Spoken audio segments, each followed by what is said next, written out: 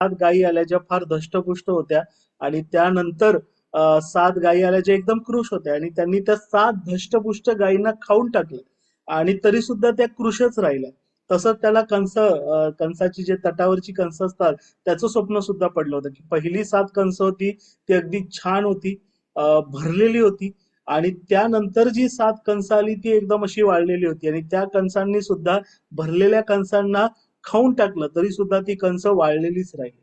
आणि मग देवाच्या आत्म्याने योसेफाला प्रकट केलं. योसेफाने फारोला सांगितलं होतं की पहिली 7 वर्ष मिसर देशामध्ये जी येणार आहेत ती फार आशीर्वादाची येणार आहेत, फार सुपीक अशी काळाची येणार आहेत, भरपूर येणार, सगळ्या गोष्टींची रेलचेल असेल. परंतु त्यानंतर 7 वर्ष जी येणार ती भयंकर दुष्काळाची येणार आणि इतका कठीण दुष्काळ असेल की पहिल्या 7 वर्षामध्ये जी सुबत्ता होती, जो आनंदी आनंद होता, जी सगळं चांगलं होतं ते सर्व लोक विसरून जातील आणि लोक प्रत्येक गोष्टीसाठी अगदी हाय हाय करतील. मग ते अन्न असो, पाणी असो, सर्व गोष्टी असतील. देवाच्या नावाला गौरव देतो. आपल्या प्रार्थनेला आता 6 वर्ष पूर्ण होतील प्रियानो या वर्षी आणि मला तर असं जाणवतंय ख्रिस्तामध्ये की 2025 वर्ष थोडस त्या शेवटल्या 7 वर्षांप्रमाणे होतं प्रिया. देवाच्या वचनामधून जरी आपल्याला देवाने भरण पोषण केलेलं आहे पण आपल्यातले प्रत्येक जण सगळेच जण आहे प्रियानो की आपल्यातल्या बऱ्याच जणांनी ते ताटामधून जेवणं ताट बाजूला चाललं की नाही आम्हाला हे देवाचं वचन नको, आम्हाला हे ताट नको, आम्हाला जगिक गोष्टी पाहिजे. जगिक गोष्टींद्वारे आपण आपलं भरण पोषण करण्याचा प्रयत्न केला आणि त्यामुळे झालं काय प्रियानो की कोरोना किंवा त्याच्या आधीच्या काळामध्ये देवाचं वचन जे आपल्याला भरपुरीने मिळालं होतं, आपण जे आध्यात्मिकरित्या धष्टपुष्ट आणि स्ट्रॉंग झालो होतो, बळकट झालो होतो, प्रार्थनेमध्ये आणि सर्व गोष्टींमध्ये देवाच्या वचनात वाढत होतो आणि त्यामुळे आपल्या जीवनाच्या सर्व क्षेत्रात सुबत्ता आली होती, आनंदी आनंद आला होता. 2025 वर्षामध्ये प्रियानो देवाच्या वचनापासून आपण दूर गेल्यामुळे आध्यात्मिक दृष्ट्या तर पुरुष दुबळ्या गायींप्रमाणे आणि कंसाप्रमाणे झालो, वाळलेल्या कंसांप्रमाणे. मी एक रूपक म्हणून सांगत आहे. आणि झालं काय त्यामुळे की आधीची जी वर्ष होती वचनामध्ये सुबत्तेची वर्ष होती, सामर्थ्याची वर्ष होती, ती सुद्धा आपण विसरून गेलो. इतके आपण कृश झालो, इतके आपण दुबळे झालेलो. आणि हे खरंय प्रियानो, आपण सगळेजण जाणतो आध्यात्मिक दृष्ट्या सगळ्याच जणांनी तो अनुभव घेतलेला आणि त्यामुळे आपल्या जीवनाच्या सुद्धा एकदा आध्यात्मिक पडझड झाली की प्रियानो बाकी पडझडी होतात. कारण काय होतं, आध्यात्मिक पडझड झाली की तुमच्या आजूबाजूचं कुंपण दुबळं होतं. लक्षात घ्या, तुम्ही आता जिथे बसलाय ना 2 क्षणासाठी कल्पना करा, कारण हे खरं आहे, तुम्ही जिथे बसलाय तुमच्या आजूबाजूला कुंपण आहे. ते कदाचित तुमच्या डोळ्यांना दिसत नसेल पण देव देव दाखवतो, प्रिय देव प्रकट करतो. देवाच्या दूतांचं कुंपण आहे. दुष्ट तुमच्यावर हल्ला करायला बसलेला आहे, तो तुमच्या घराच्या दाराशी आहे, तो तुमच्या गावाच्या विशीपाशी असेल, तो तुमच्या मंडळीच्या दरवाजाशी असेल, किंबहुना तुमच्या घरात शिरला असेल पण त्याला तुमच्या जवळ येता येत नसेल, कारण देवाचं कुंपण आहे. पण जर तुम्ही आणि मी देवालाच सोडलं तर मग देवाचं कुंपण सुद्धा त्याला भगदाडं पडतात, ते कमजोर होतं आणि मग दुष्टाचे हल्ले होतात. आणि 2025 वर्षामध्ये प्रियानो हेच झालेलं आहे बऱ्याच जणांच्या जीवनामध्ये. आणि मी केवळ हे आपल्या प्रार्थना गटाविषयी आपल्या कळपाविषयी नाही म्हणत, पूर्ण जगामध्ये विश्वासणाऱ्यांच्या जीवनात 2025 वर्ष अत्यंत मी म्हणेल की आध्यात्मिक दृष्ट्या दुबळेपणाचं दुष्काळाचं झालेलं आहे. आणि म्हणून प्रियानो तुम्हाला मला पुन्हा एकदा आत्म्यामध्ये बलिष्ठ होण्याची गरज आहे. आणि म्हणून मी देवाच्या नावाला गौरव देतो. यशिया संदेष्टाच्या द्वारे या पुस्तकाचा अभ्यास करत असताना देव तुम्हाला मला त्याच्या वचनामध्ये ते जीवनसत्व देत आहे. तो पुन्हा एकदा तुम्हाला मला बलिष्ठ करत आहे, तो पुन्हा एकदा तुम्हाला मला संपन्न करू इच्छित आहे. आध्यात्मिक दृष्ट्या संपन्न झालो कारण प्रभूने म्हटलेलं आहे बघा, काय खावं, काय प्यावं, काय पांघरावं याची चिंता करू नका. पहिल्याने तुम्ही देवाचं राज्य, देवाचं नीतिमत्व मिळवण्याचा प्रयत्न करा. आणि म्हणून मी देवाच्या नावाला गौरव देतो. आज बऱ्याच दिवसानंतर आपण 23 डिव्हाइस वरून, मला माहिती नाही 50, 60, 70 जण एकत्र आलेलो आहोत. देवाच्या नावाला गौरव. यशिया संदेष्टाचं पुस्तक आहे, त्याच्या 2ऱ्या अध्यायामध्ये आज आपण मसीहाविषयीच्या अभिवचनापासूनच शिकणार आहोत. माझा विश्वास आहे ख्रिस्त जन्मदिवसामध्ये तुम्ही या वचनांचा अनेक अभ्यास केला असेल. पण याविषयी देवाने मसीहा येण्याच्या कित्येक शतक आधी, नाही का, यशया जवळपास 630 ख्रिस्तपूर्व 630 ते जवळपास मला वाटतं 60 वर्ष म्हणजे 570 एवढ्या वर्षांमध्ये ख्रिस्ताविषयीचं भविष्यवाणी, देवाचं वचन, देवाचं राज्य याविषयीचे सर्व दृष्टांत इस्रायल आणि यहुदाला सांगत होता. हालेलुया.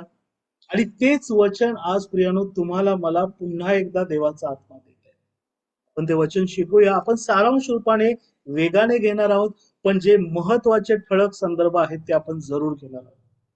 म्हणून मी विनंती करतो, सर्वप्रथम यशयाचा 2रा अध्याय काढूया आणि पहिली 4 वचनं कोणीतरी वाचू. ज्यांना सापडेल त्यांनी वाचा. यशया 2 वचन 1 ते 4. परमेश्वराच्या जागतिक शांततेचे राज्य. आमोजाचा पुत्र यशया याला यहुदा व यरुशलेम यांविषयी प्राप्त झालेले दृष्टांत वचन. शेवटच्या दिवसांत असे होईल की परमेश्वराच्या मंदिराचा डोंगर पर्वताच्या माथ्यावर स्थापण्यात येईल आणि सर्व डोंगराहून तो उंच होईल. त्याच्याकडे सर्व राष्ट्रांतील लोक लोटतील. देशादेशांतील लोकांच्या झुंडी जातील व म्हणतील, चला आपण परमेश्वराच्या पर्वतावर याकोबाच्या देवाच्या मंदिराकडे चढून जाऊ. तो आम्हाला आपले मार्ग शिकवो आणि आम्ही त्याच्या पथांनी चालू. कारण सियोनेतून नियमशास्त्र व यरुशलेमेतून परमेश्वराचे वचन निघेल. तो राष्ट्रांचा न्यायनिवाडा करील, देशोदेशींच्या बहुत लोकांचा इन्साफ करील. तेव्हा ते आपल्या तलवारी सोडून त्यांचे फाळ करतील, आपल्या भाल्यांच्या कोयत्या करतील. ह्यापुढे एक राष्ट्र दुसऱ्या राष्ट्रावर तलवार उचलणार नाही. ते इथपर युद्धकला शिकणार नाहीत. आमेन. आमेन. देव यशया पुस्तकाच्या 2ऱ्या अध्यायामध्ये वचन काय सांगतं? आमोजाचा पुत्र यशया जो संदेष्टा याला यहुदा व यरुशलेम याविषयी प्राप्त झालेले दृष्टांत वचन. आणि तुमच्या पवित्र शास्त्रामध्ये पण प्रियानो कंसामध्ये तुम्हाला प्रतिसंदर्भ दिसत असेल की मिखा संदेष्टाद्वारे सुद्धा काही शतकांनंतर देवाने हेच वचन पुन्हा एकदा यहुदा, यरुशलेम, इस्रायलला आणि तुम्हाला मला सुद्धा दिलेलं आहे. मिखा याचा 4था अध्याय वचन 1 ते 3 मध्ये. पण त्याकडे आपण थोड्या वेळाने येणार आहोत. पण आपण पाहतो की या वचनामध्ये देवाचं वचन काय सुरुवात करतं की शेवटल्या दिवसात असे होईल की परमेश्वराचा मंदिराचा डोंगर पर्वतांच्या माथ्यावर स्थापण्यात येईल. पर्वतांचे माथे का म्हटलेले आहे माहितीये का प्रियानो? कारण जगामध्ये पर्वत आणि त्याच्यावरचा माथा नाही का, काय म्हटलं जातं त्याला इंग्रजी भाषेमध्ये? Summit, highest point. जगामध्ये प्रत्येकाला वरती जायचं असतं नाही का, वर चढायचं असतं. परमेश्वर म्हणतो या जगामध्ये जे स्वतःला उच्च स्थानावर स्थापलेले आहेत, जे स्वतःला उच्च समजतात, त्या सर्वांच्या वरती, त्या सर्व पर्वतांच्या माथ्यांवर परमेश्वराच्या मंदिराचा डोंगर स्थापण्यात येईल. शेवटल्या दिवसात हे होईल. आणि ते कोणत्या दिवसात होणार ते देवाचं वचन आपल्याला सांगतं, ते आपण थोड्याच वेळात वाचू. पण त्याआधी आपण हे समजणं गरजेचं आहे की परमेश्वराच्या मंदिराचा डोंगर नेमका कुठे आहे आणि याविषयी देवाचं वचन यशया संदेशाद्वारे का प्राप्त झालं. बायबल क्विज म्हणून मी विचारतोय, कोणाला माहितीये का प्रिय? परमेश्वराच्या मंदिराच्या डोंगराचं नाव काय? चुकलं तरी चालेल, हरकत नाही, आपण सगळेजण शिकत आहोत. सियोन. येस, सियोन डोंगर. अजून त्या डोंगराला उत्पत्तीमध्ये पहिल्यांदा एक नाव दिलेलं आहे.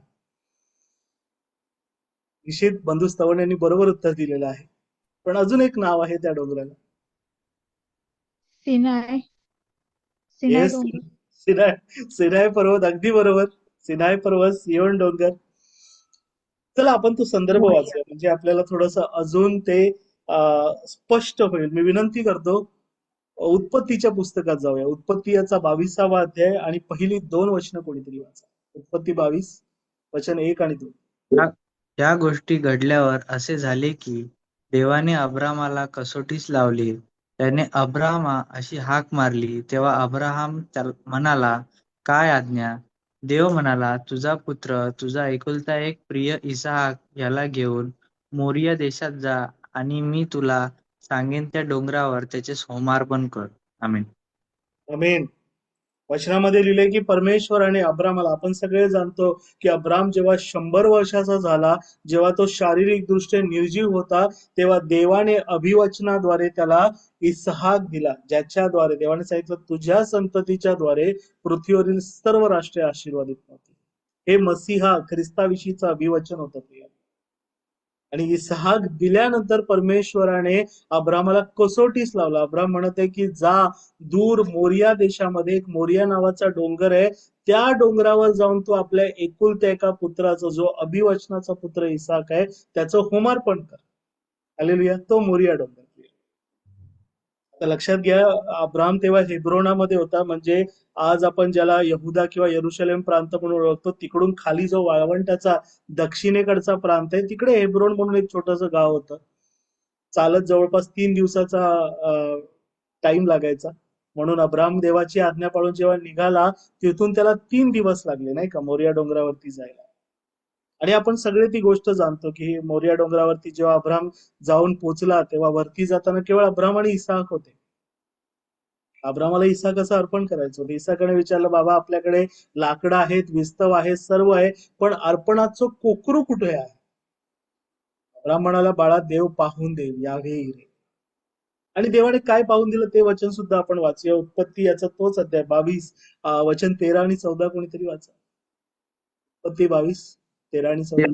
तेव्हा दृष्टी वर करून पाहिले, तेव्हा आपल्या मागे झुडपात शिंगे गुंतलेला एक एडका त्याला दिसला. मग अब्रामाने तो एक एडका घेऊन आपल्या पुत्राच्या ऐवजी अर्पण केला. म्हणून अब्रामाने त्या ठिकाणाचे नाव यावे हिरे, परमेश्वर पाहून देईल, असे ठेवले. त्यावरून परमेश्वराच्या गिरीवर पाहून देण्यात येईल असे आजवर बोलतात. आमेन. मेन वचनामध्ये आपण पाहतो की जेव्हा अब्रामाने सुरा उगारला, तेव्हा परमेश्वराच्या दूताने हाक मारून म्हटलं, अब्रामा अब्रामा, तू आपल्या मुलावर हात चालवू नको. तू आपल्या एकुलत्या एका मुलासी माझ्यापासून राखून ठेवले नाही. यावरून तू देवाला भिवून चालणार आहे, हे देवाला माहित आहे, देवाला कळलेलं आहे. आणि म्हणून देवाने त्याला झुडपात शिंगे गुंतलेला असा एडका दिला, देवाने पाहून दिला, जो ख्रिस्त आहे प्रियानो, नाही का, देवाचा निष्पाप कोकरा. म्हणून बाप्तिस्मा करणारा योहान जेव्हा प्रभूला पाहिलं, तेव्हा दुरूनच त्याला पाहून म्हणतं, हा पहा, जगाचे पाप हरण करणारा देवाचा कोकरा. हालेलुया. तो कोकरा आहे. आणि तो कोकरा पहिल्यांदा अब्रामाला झुडपात शिंगे गुंतलेला असा देवाने मोरिया डोंगरावरती दाखवला. ती ख्रिस्ताची पूर्वछाया होती. आणि म्हणून अब्राम म्हणतो की त्या ठिकाणाचं नाव त्याने यावे इरे, परमेश्वर पाहून देईल, ठेवलं. म्हणून त्या डोंगराला काय म्हटलेलं आहे? परमेश्वराच्या गिरीवर, परमेश्वराच्या डोंगरावर पाहून देण्यात येईल. हा तो परमेश्वराच्या मंदिराचा डोंगर आहे.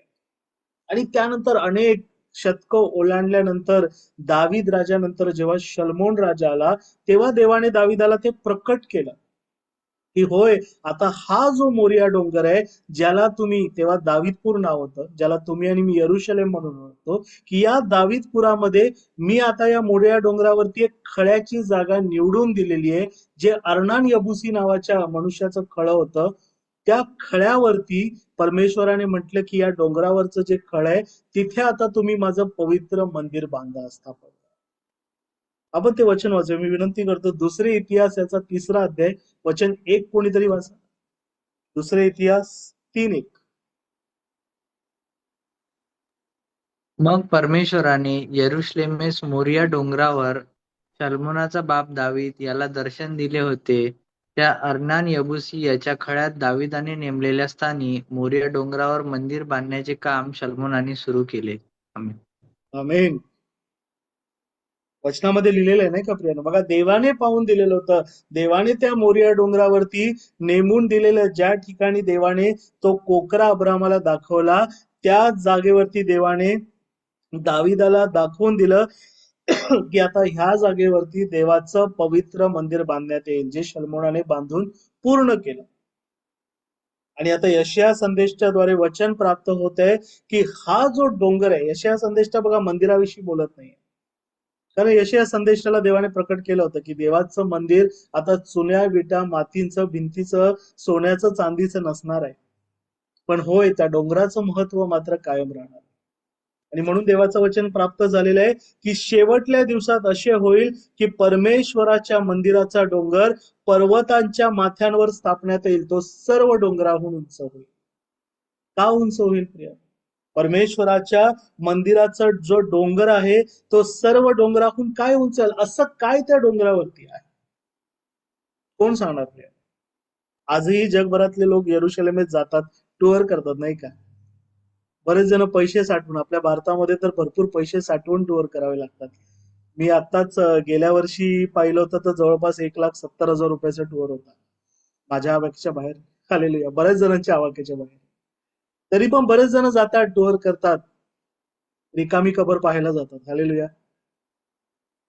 पाणी पाहायला जातात, ते म्हणतात पवित्र पाणी आहे. पवित्र देवाने सगळं पवित्र केलं. त्या विषयावर बोलत बसलं तर पूर्ण रात्र जाईल, मी बोलणार नाही. पण मला तुम्हाला प्रश्न विचारायचा आहे प्रियांनो, की तो आता देवाचा जो पवित्र डोंगर आहे, ज्याला मोरिया डोंगर हे नाव दिलेलं आहे, ज्याला आता जग यरुशलेम म्हणून ओळखतं, त्याला एवढं काय महत्व आहे की परमेश्वर म्हणत आहे की शेवटल्या दिवसामध्ये तो डोंगर सगळ्या पर्वतांच्या माथ्यांवरती स्थापण्यात येईल. असं काय आहे ते यरुशलेम? कोण सांगा? सारांश रूपाने शिकायचं तर असं शिकावं लागणार त्यानं. प्रश्न उत्तर चुकले हरकत नाही, जो चुकतो तो शिकतो. काय वाटतं यरुशलेम मध्ये काय आहे? यरुशलेम सर्व यरुशलेम राष्ट्र. थोर राजाची नगरी आहे म्हणून. हालेलुया. थँक्यू दीपक अण्णा. थोर राजाची नगरी आहे. मग यरुशलेम मध्ये असं काय होणार आहे? चला मला तुम्हाला स्पष्ट विचारू दे. कारण देव म्हणतो शेवटल्या दिवसामध्ये परमेश्वराच्या मंदिराचा डोंगर पर्वतांच्या माथ्यांवर स्थापण्यात येईल, सर्व राष्ट्रांहून उंच होईल आणि सर्व राष्ट्रातील लोक त्याकडे लोटतील.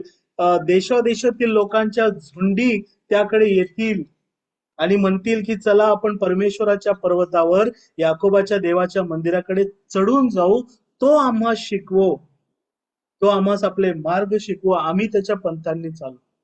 माझा तुम्हाला तोच प्रश्न आहे प्रिया, यरुशलेम मध्ये असं काय होणार आहे शेवटल्या दिवसामध्ये की यरुशलेम सगळ्या डोंगरांच्या वरती येणार आहे?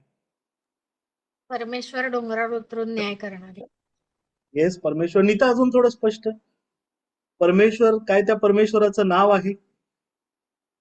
येस, सर्वोच्च परमेश्वर. सर्वोच्च. अजून अजून थोडस, अजून तुम्हाला मला नाव दिलेलं आहे नाही का यशियामध्येच? काय नाव आहे? येस, बोला, घाबरू नका. हालेलुया. इमॅन्युएल. इम्मानुएल. हालेलुया. प्रभू येशू ख्रिस्त आम्हा बरोबर देव. चला ते वचन वाचूया. मी विनंती करतो प्रेषितांचे कृत्ये याच्या पहिल्या अध्यायामध्ये जाऊया आणि मी विनंती करतो वचन 8 पासून 11 कोणीतरी वाचा. प्रेषितांचे कृत्ये 1:8 ते 11. परंतु पवित्र आत्मा तुमच्यावर येईल तेव्हा तुम्हाला सामर्थ्य प्राप्त होईल आणि यरुशलेमेत, सर्व यहुदियात, शम्रोनात व पृथ्वीच्या शेवटापर्यंत तुम्ही माझे साक्षी व्हाल. असे सांगितल्यावर त्यांच्या डोळ्यादेखत तो वर घेतला गेला आणि मेघाने त्याला त्यांच्या दृष्टीआड केले. आमेन. वचन 11 पर्यंत असतं. तो जात असता ते आकाशाकडे निरखून पाहत होते, तेव्हा पहा, शुभ्र वस्त्रे परिधान केलेले 2 पुरुष त्यांच्याजवळ उभे राहिले. ते म्हणाले, अहो गालिलकरांनो, तुम्ही आकाशाकडे का पाहत उभे राहिलात? हा जो तुमच्यापासून वर आकाशात घेतला गेला आहे, तोच तुम्ही त्याला जसे आकाशात जाताना पाहिले तसाच येईल. आमेन. आमेन. देवाचं वचन काय सांगत आहे की प्रभू येशूने, प्रभू येशूला म्हणजे त्या वचनामध्ये आधी पाहाल तर शिष्याने विचारलं की प्रभूजी, याच काळात आपण इस्रायलाचे राज्य पुन्हा स्थापित करणार काय? प्रभूने सांगितलं तो काळ, तो समय पित्याकडे आहे, तो पुत्राला, देवदूताला कोणालाही माहित नाही. आणि असं बोलत असताना प्रभूने मात्र शिष्यांना आणि तुम्हाला मला एक आज्ञा दिली. काय? पवित्र आत्मा तुम्हाला येईल आणि तुम्हाला सामर्थ्य प्राप्त होईल. तुम्ही यहुदियात, शम्रोनात, यरुशलेमेत आणि पृथ्वीच्या शेवटापर्यंत माझे साक्षी व्हा. आणि मग प्रभू त्यांच्या डोळ्यांदेखत त्यांच्यापासून दृष्टीआड गेला आणि तो जात असताना 2 शुभ्र वस्त्र घातलेले पुरुष त्यांच्याजवळ उभे राहिले, देवाचे दूत उभे राहिले. आणि दूत काय म्हणाले? अहो गालिलकरांनो, तुम्ही काय आकाशाकडे दृष्टी लावून पाहत बसला? जसा तुमचा माझा प्रभू येशू ख्रिस्त आज चुटकी शर्षी क्षणात निमिषार्थ तुमच्यापासून वर घेऊन गेल्यात आलेला आहे, तसाच तो क्षणात शेवटला जेव्हा कर्णा वाजवे तेव्हा आपल्या गौरवाने देवदूतांसह, आपल्या सर्व सैन्यासह त्याच ठिकाणी खाली येईल. लक्षात घ्या प्रिय, हे यरुशलेमेचं मोरिया डोंगराचं महत्व आहे. तो तिथेच येणार आहे प्रिय. जिथून तुमच्या माझ्या डोळ्या देखत वरती गेला, आता तिथेच तुमच्या माझ्या संबंध जगाच्या डोळ्या देखत तो येणार. या जगामध्ये देवाचं राज्य स्थापन करणार. प्रकटीकरणामध्ये आपण त्याचा अभ्यास करूच. आणि तेच वचन, तोच संदेश, तोच दृष्टांत यशया संदेशाद्वारे परमेश्वर म्हणत आहे, शेवटल्या दिवसात असे होईल की सर्व पर्वत स्वतःला जे उंच समजणार आहेत त्यांच्या माथ्यांवर देवाच्या मंदिराचा डोंगर स्थापण्यात येईल, कारण तिथे तुमचा माझा प्रभू येशू ख्रिस्त येणार आहे. एवढंच कारण आहे, बाकी काही नाही. राष्ट्रांच्या झुंडी त्याच्याकडेच लोटल्या जातील. आणि म्हणून माझ्या प्रियांनो, या वचनामधून आपण समजणं गरजेचं आहे की तुम्ही आणि मी सुद्धा त्या ख्रिस्तालाच अनुसरणं गरजेचं आहे. जर आपल्याजवळ ख्रिस्त आहे तर आपल्याकडे सर्व काही आहे, तर आपण त्याच्याबरोबर राज्य सुद्धा करणार आहोत. प्रकटीकरणामध्ये वचन आहे. चला आता आपण ते राहिलेलं वचन वाचूया, मिखा याचा वचन वाचूया, कारण मिखा संदेशाद्वारे सुद्धा तोच दृष्टांत मिळालेला आहे. मिखा याचा 4 अध्याय वचन 1 ते 3 कोणीतरी वाचा. मिखा 4 वचन 1 ते 3. शेवटल्या दिवसात असे होईल की परमेश्वराच्या मंदिराचा डोंगर पर्वतांच्या माथ्यावर स्थापण्यात येईल आणि सर्व डोंगराहून तो उंच होऊन त्याकडे राष्ट्रे लोटतील. देशोदेशींच्या लोकांच्या झुंडीच्या झुंडी जातील व म्हणतील, चला आपण परमेश्वराच्या पर्वतावर याकोबाच्या देवाच्या मंदिराकडे चढून जाऊ. तो आम्हाला आपले मार्ग शिकवो, म्हणजे आम्ही त्यांच्या वाटांनी चालू. कारण सियोनेतून शिक्षण व यरुशलेमेतून परमेश्वराचे वचन निघेल. तो देशोदेशींच्या बहुत लोकांचा न्याय करील, दूर असलेल्या बलवान राष्ट्रांचा न्याय ठरविल. तेव्हा ते आपल्या तलवारी मोडून त्याचे फाळ करतील, आपल्या भाल्यांचे कोयते करतील. यापुढे एक राष्ट्र दुसऱ्या राष्ट्रावर तलवार उचलणार नाही. ते येथून पुढे युद्धकला शिकणार नाहीत. Amen. Amen. Thank you so much. दोन्ही संदेश त्यांच्या वचनामध्ये ना प्रियांनो बऱ्याच गोष्टी कॉमन आहेत, पण एका गोष्टीकडे मला तुमचं लक्ष वेधून घ्यायचं आहे. तेव्हा परमेश्वराचं वचन मिळत आहे की देवाच्या मंदिराचा डोंगर सर्व पर्वतांच्या माथ्यांवर स्थापण्यात येईल आणि देशोदेशीच्या लोकांच्या झुंडीच्या झुंडी जातील. ते म्हणतील, चला आपण परमेश्वराच्या पर्वतावर याकोबाच्या देवाच्या मंदिराकडे चढून जाऊ. तो आम्हाला त्याचे मार्ग शिकवू, आम्ही त्याच्या पथांनी चालू. कारण सियोनेतून शिक्षण व यरुशलेमेतून परमेश्वराचे वचन निघेल. तो देशोदेशीच्या बहुत लोकांचा न्याय करील, दूर असलेल्या बलवान राष्ट्रांचा इन्साफ ठरवेल. तो तुमचा माझा प्रभू येशू ख्रिस्त. पण इकडून पुढचं वचन फार महत्वाचं आहे, कारण इथे काय म्हटलेलं आहे, ते आपल्या तलवारी मोडून त्यांचे फाळ करतील आणि भाल्यांच्या कोयत्या करतील. आता आपण सगळे जाणतो तलवार कशासाठी असते आणि भाले कशासाठी असतात. युद्धासाठी, एकमेकांना ठार मारण्यासाठी. पण वचन सांगतं की तलवार भाली फेकून देणार नाहीत, तर तलवारी मोडून त्यांचा फाळ करण्यात येईल. आपल्यामध्ये काही जण आहेत शेतकरी कुटुंबातील. फाळ आणि कोयते कशाच्या कामाला येतात, कोण सांगणार? फाळ आणि कोयते. फाळ म्हटलं म्हणजे नांगरासाठी येतो.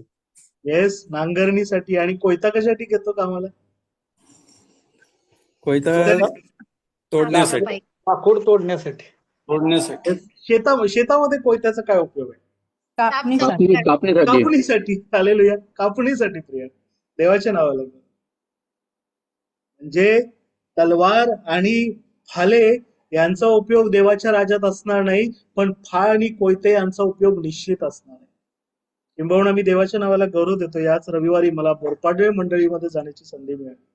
आणि बोरपाडळे मंडळीमध्ये तुम्हाला आठवत असेल, शुभवर्तमानामध्ये आपण लिटिल कमिशनचा अभ्यास केला होता. प्रभूने 12 शिष्यांना आणि त्याचबरोबरीने लुक्रू शुभवर्तमान 10 आणि मत्तई 10 मध्ये उल्लेख आहे, 70 किंवा 72 शिष्यांना कामगिरीवर पाठवलं होतं. प्रभू ज्या गावात, देशात, राज्यात जाणार होता, नगरात जाणार होता, तिथे प्रभूने आधी 2-2 जोडीने शिष्यांना पाठवलं.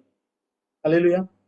आणि त्याच्या आधी प्रभूने वचन म्हटलं, पीक फार आहे पण कामकरी थोडके आहेत, म्हणून पिकाच्या धन्याने कामकरी पाठवावे, म्हणून यासाठी प्रार्थना करा. हालेलुया. कारण शेते कापणीसाठी पांढरी होऊन चुकली आहे. हे तुमच्या माझ्या ख्रिस्ताने 2000 वर्षापूर्वी दिलेलं वचन आहे. तेव्हा जर शेते कापणीसाठी पांढरी झाली होती, तर आता ती कापणीसाठी किती बहरली, डवरली असतील, विचार करा प्रिय.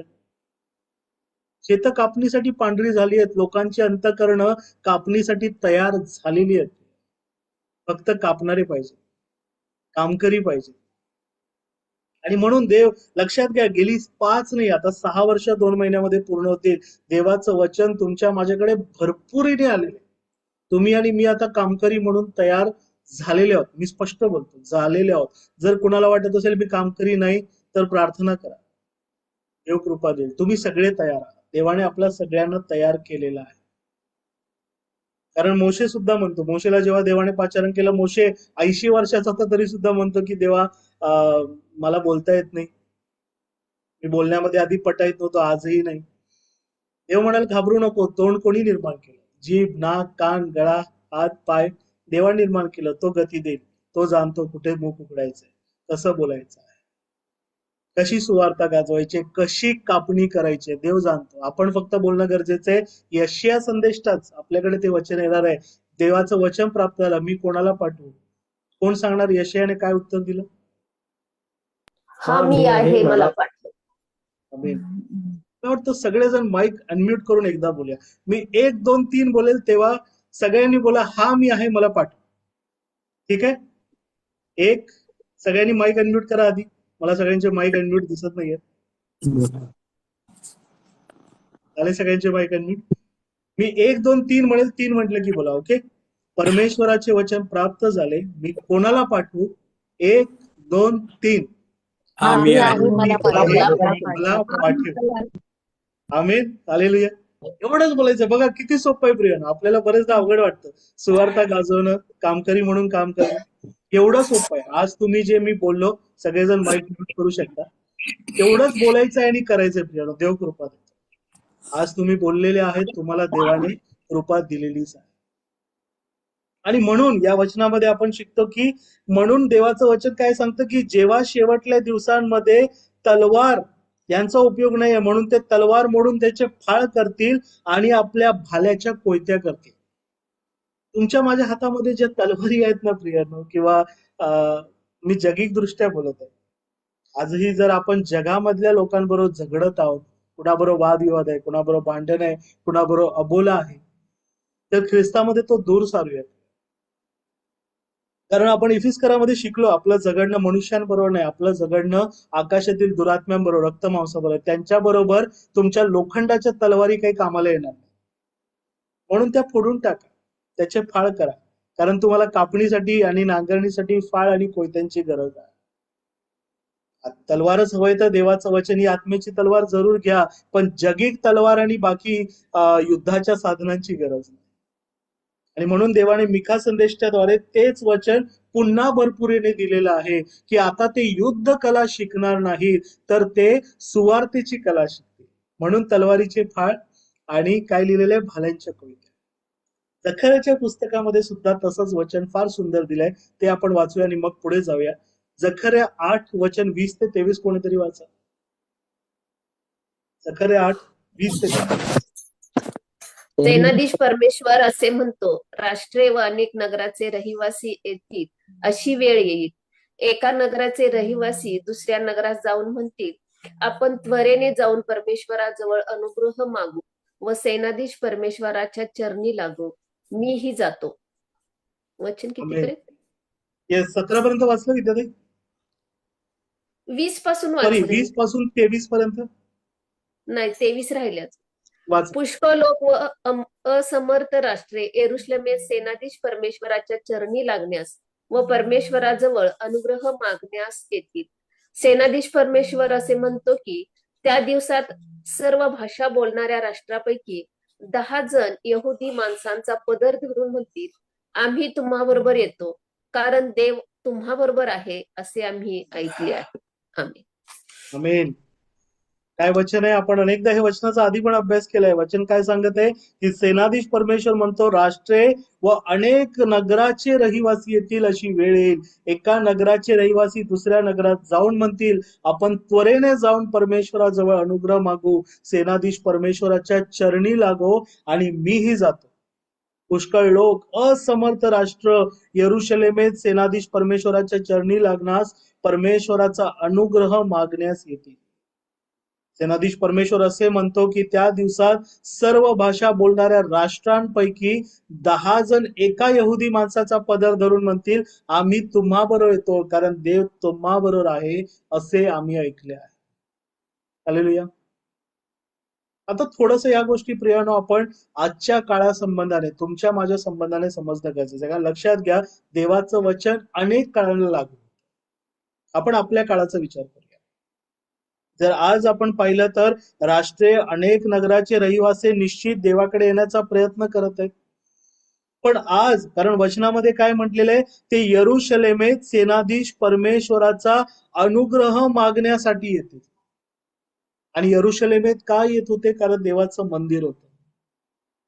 आजही प्रियानो देवाचं पवित्र मंदिर या जगामध्ये आहे. कुठे कुठे? जीपीएस लोकेशन कोण सांगणार मला पहिली? आपल्या अंतःकरणात. आपल्या अंतःकरणात. हालेलुया.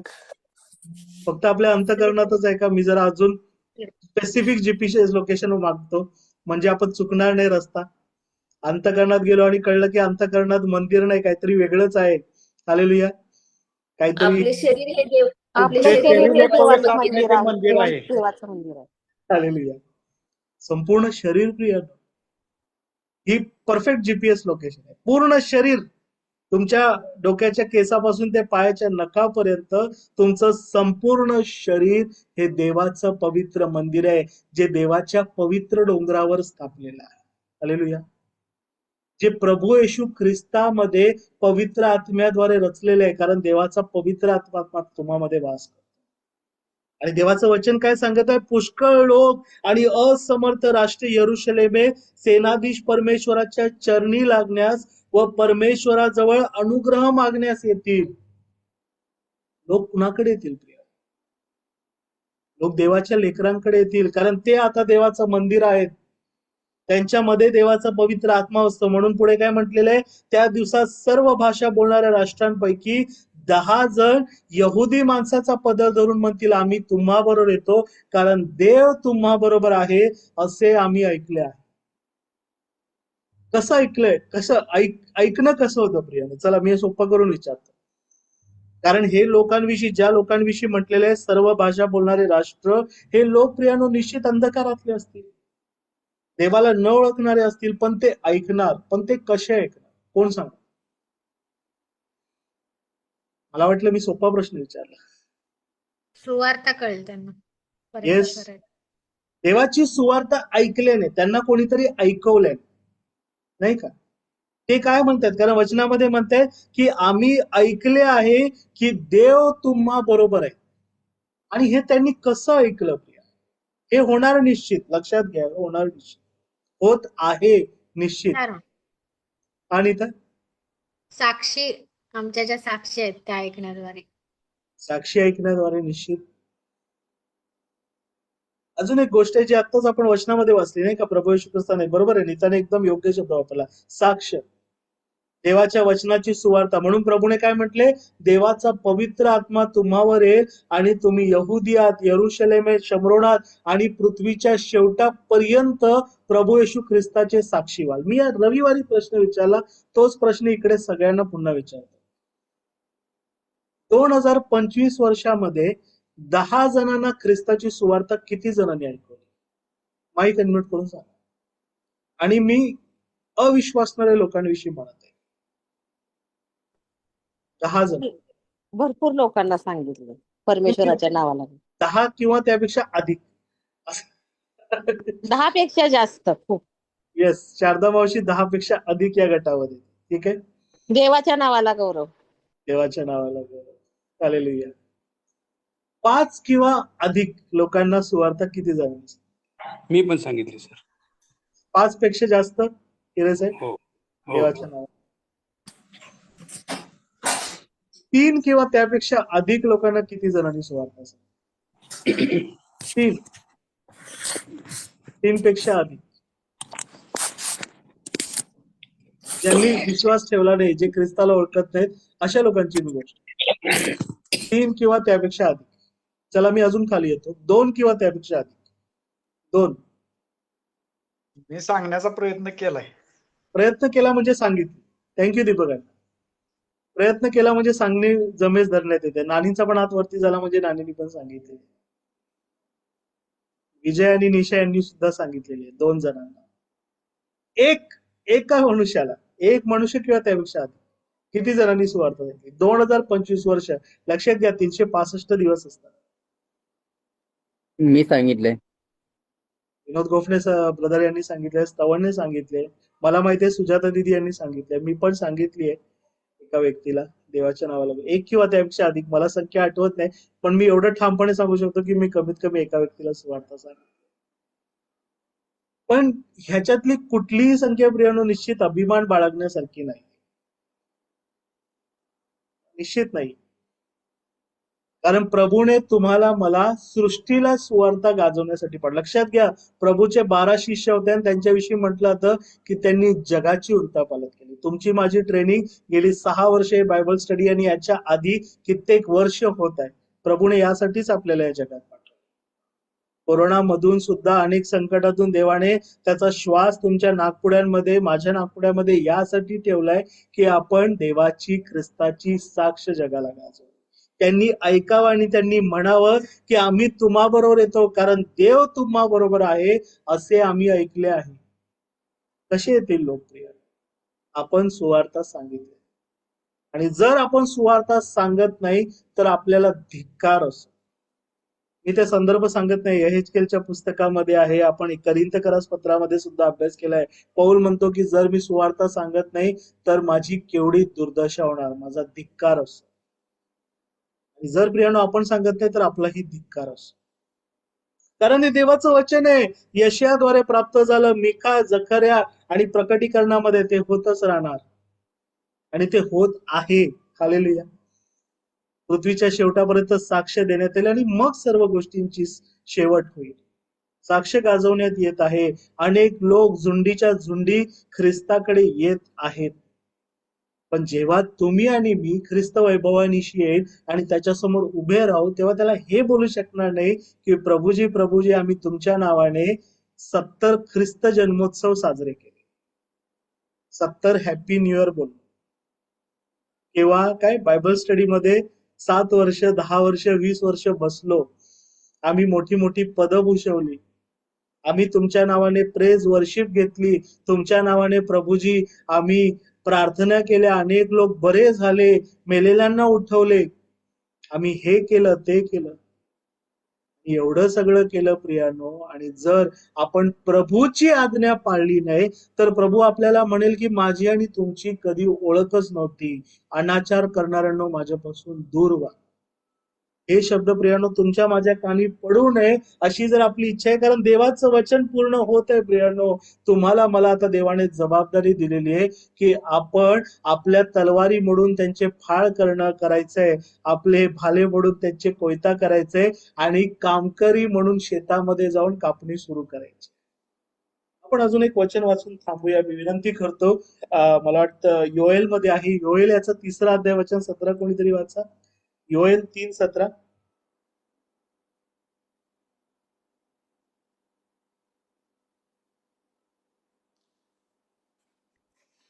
सियोनेवर माझ्या पवित्र डोंगरावर राहणारा परमेश्वर तुमचा देव मी आहे हे तुम्हाला कळेल. तेव्हा यरूशलेम पवित्र स्थळ होईल. यापुढे परके त्यातून येणार जाणार नाहीत. आमेन. आमेन. परमेश्वर म्हणत आहे की शेवटल्या दिवसात असे होईल की माझ्या पवित्र डोंगरावर राहणारा परमेश्वर तुमचा देव मी आहे तुम्हास कळेल. तेव्हा यरूशलेम पवित्र स्थळ होईल. यापुढे परके जे देवाचे नाहीत ते त्यातून येणार जाणार नाही. मला तुम्हाला 2026 वर्षामध्ये ना प्रियानो एक रिझॉल्युशन द्यायचंय, एक निश्चय द्यायचा, पवित्र होण्याचा, देवासाठी वेगळं होण्याचा. भरपूर दिवस, जे दिवस अज्ञानात गेले, जे दिवस मिश्रपणामध्ये गेले, जे दिवस जग आणि जगातल्या गोष्टींमध्ये मिसळण्यामध्ये, भुलवण्यामध्ये गेले, ते अंधाराचे दिवस आता सोडून द्या. देवाने क्षमा केली, पण आता जाणून बुजून त्या दिवसांमध्ये जाऊ नका. कारण देवाचं वचन सांगतं की तेव्हा यरूशलेम पवित्र स्थळ होईल. आता तुम्ही देवाचं मंदिर आहात, ते पवित्र आहे. मी जे रविवारी बोललो तेच पुन्हा बोलतो. आपल्यामध्ये बरेच जण आहेत नाही का, व्हॉट्सअपवरती किंवा अनेक वेळी हॅपी ख्रिसमस करतात, हॅपी न्यू इयर करतात, आणि जानेवारीमध्ये विधर्म्यांचा सण आला की त्याचे सुद्धा फोटो आणि मेसेज एकमेकाला पाठवतात. हे पण चालतं, ते पण चालतं, त्याचे पण स्टेटस ठेवतात, त्याच्या पण रंगाचे कपडे घालतात. करावं लागतं हो आमच्या कामाच्या ठिकाणी. नाही केलं तर काम कसं मिळेल? काम कुणी दिलं तुम्हाला? त्या विधर्म्यांनी दिलं, त्यांच्या मूर्त्यांनी दिलं. उद्या ते वचन येणार आहे. त्या दुरात्म्यांनी दिलं, त्या मूर्त्यांच्या मागे राहणार आहे. का तुम्ही सैतानाला घाबरता? सैतानाने मला मला कोणीतरी याचं उत्तर द्या. सैतानाने आजपर्यंत तुम्हाला आणि मला काय दिलंय? दुरात्म्याने किंवा या जगामध्ये तुम्ही ज्या लोकांची हाजी आजी खुशामत प्रत्येकाने वैयक्तिक दृष्ट्याचं उत्तर देऊ नका. काही क्षण विचार करा. आपण देवाला दूर सारून, कारण अनेक जण म्हणाले अरे चर्चला जाऊ नको. काय जायचं चर्चला? चल जरा पिकनिकला जाऊ, ट्रेकिंगला जाऊ.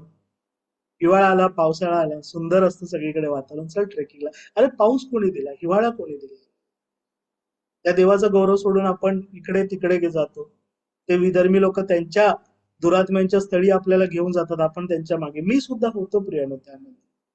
ते अंधाराचे दिवस होते, देवाने क्षमा केली. पण आता प्रकाश मिळाला. 6 वर्ष भरपुरीवरती कानूवर कानू, नियमावर नियम, देवाचं वचन मिळाल्यानंतर, आपण जाणल्यानंतर की होय, आता देवाच्या पवित्र डोंगरावर स्थापिलेलं मंदिर, जे यरुशलेमामधलं पवित्र मंदिर, आता तुम्ही आणि मी आहोत, ज्यामध्ये ख्रिस्ताचा पवित्र आत्मा वास करतो. ज्याच्या ठाई आता प्रभू ख्रिस्ताला पाहतो. हे पवित्र मंदिर मी मूर्तींबरोबर आणि त्या मूर्तींना भजणाऱ्या लोकांबरोबर नेऊन विटाळू कसं? माझ्या प्रियांनो, त्यापासून वेगळं व्हा. जग आणि जगातल्या कुठल्याही गोष्टीमध्ये समरूप होऊ नका. माझा विश्वास आहे, मला तुम्हाला विस्तारपूर्वक ह्या गोष्टी सांगायची गरज नाही. मी एका वाक्यात स्पष्ट सांगतो, देवासाठी वेगळे व्हा, पवित्र व्हा.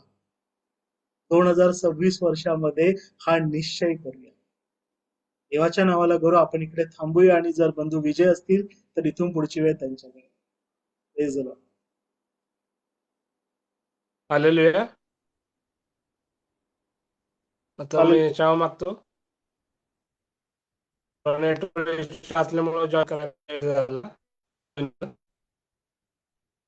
तुमच्या वचनाबद्दल मी देवबापाचे आभार मानतो की पुन्हा एकदा आता देवबापाने आपल्या सर्वांचे डोळे उघडलेत. पुन्हा एकदा त्यांनी जे काम आपल्याला नेमून दिले ते करण्यासाठी आपल्याला प्रेरणा आणि प्रोत्साहन मिळालं देवाच्या वचनाद्वारे. त्याबद्दल देवबापाचे मी आभार मानतो. आपण प्रभूने शुक्र प्रार्थना म्हणल्यानंतर या रात्री एक गीत म्हणूयात.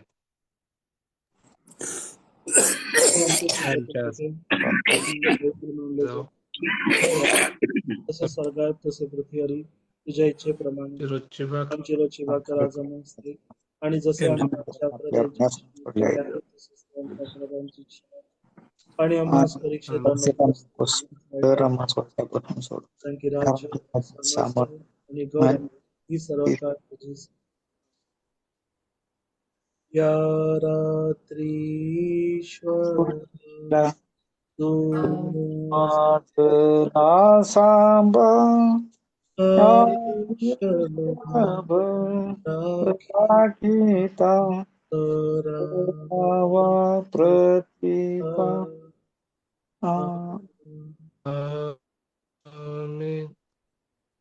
Hallelujah. Praise the Lord. Good night.